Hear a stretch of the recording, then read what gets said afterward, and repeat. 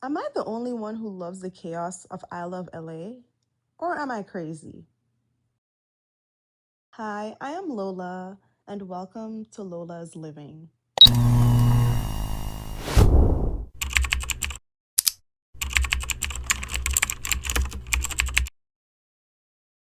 So I wasn't expecting to connect to I Love LA the way I did.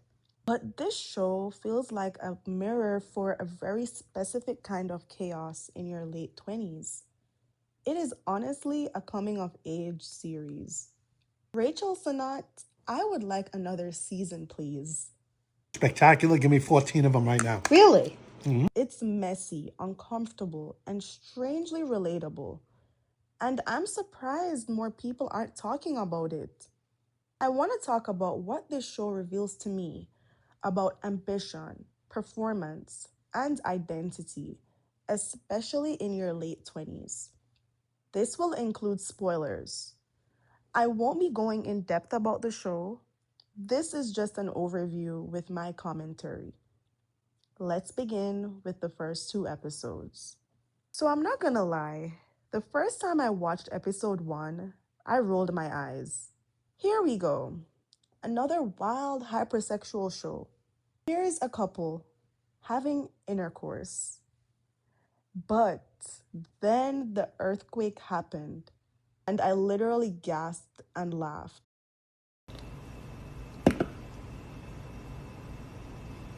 That moment told me everything I needed to know about the tone of this show.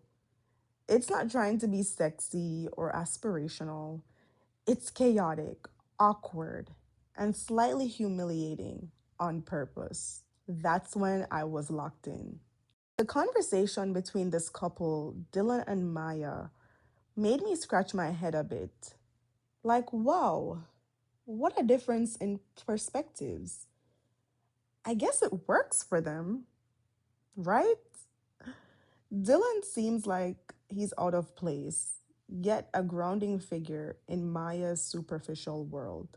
Then we learn it's Maia's 27th birthday. I'm about to be 27 in a couple months, and seeing that Maia is 27 really pulled me in. Because if you're in your late 20s or were in your late 20s, you know this feeling. It's like you're ready for recognition, stability, or proof that you're not behind.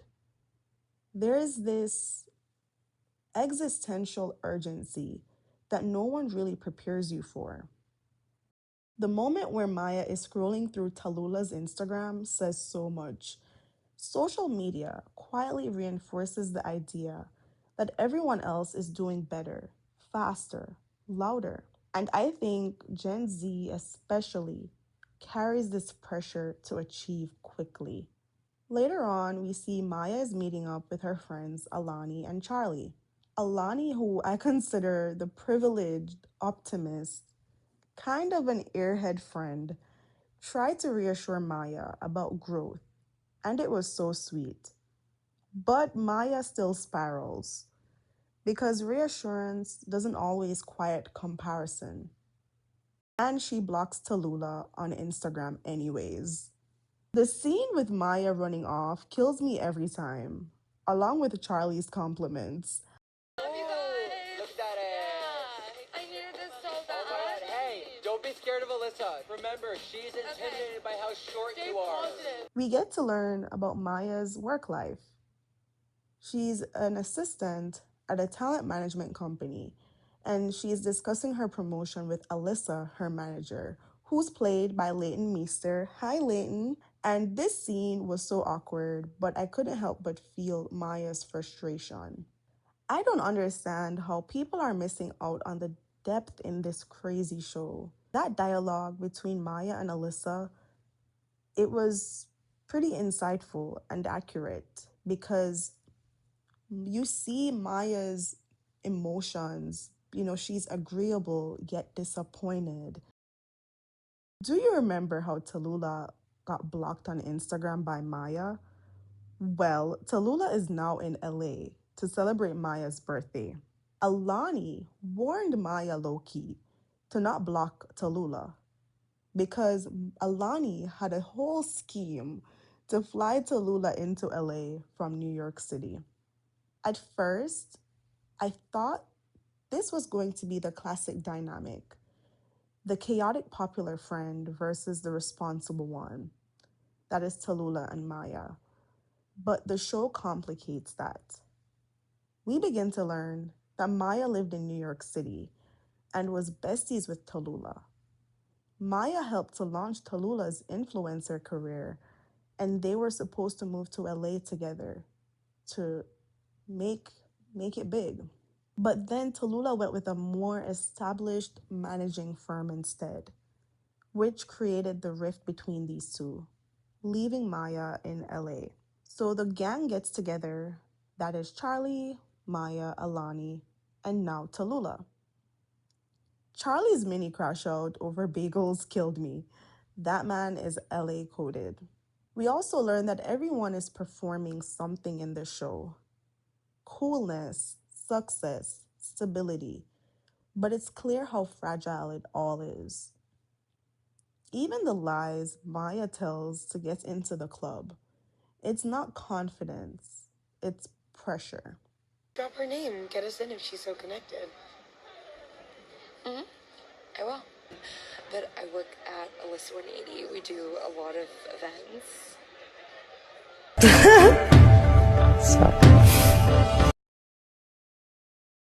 Tallulah's style and her presence is everything. She looks like she has it together. But even that is a kind of performance. At Maia's birthday party, the facades fade, and she reveals to Tallulah how much she has been struggling. Here, it's really isolating, and it sucks, and you have to drive everywhere. You think I'm rich? Yeah. I'm broke. The dialogue I just showed, I related to. Also being a transplant, although across countries. Maya's vulnerability allows Tallulah's vulnerability, and we learn she is struggling also.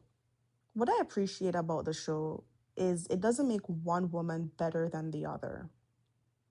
Although there is a weird frenemy situation going on, they are both navigating insecurity, just in different costumes. These women letting their guards down and agreeing to work with each other again may be perceived as victory, but I couldn't help but see this relationship is clearly transactional, as many are, but these girls are about business. I feel like this episode gave me some insights into LA culture. Paulina is genuinely terrifying to me. Paulino. Who is that? You thief? You stole my Balenciaga. Not because she's loud, but because of how comfortable she is wielding power. Maya's work as manager begins, and Paulina gets invited to Dylan and Maya's place by Tallulah. Dylan was funny during this scene. We get to see that Charlie is a stylist for Mimi Rush, played by Ayo. Shout out to the beautiful and talented Ayo. The scene where Charlie got fired really bothered me. Charlie is her stylist, and he got stripped of his dignity so quickly. He was disposable once he was inconvenient. The show quietly exposes how materialism erodes empathy. Alani has stories, okay? And I can't wait to hear more. Maya gets to work as manager, and her acting to get Paulina's blackmailing self to leave is hilarious. Things are getting bad again. Dylan, show me your test. Baby, since you don't. Maya, we need your services to cause a crazy scene and get us out of awkward situations. Stat. But this scene also shows how survival in this environment often requires outrageous performances. I don't think this show is trying to be likable. I think it's trying to be honest. This surrounds the lives of some obnoxious and flawed people. And honestly, I appreciate that. If you've watched I Love LA, I'd love to hear what moments stuck with you, especially the ones that made you uncomfortable. Thank you for watching. See you soon.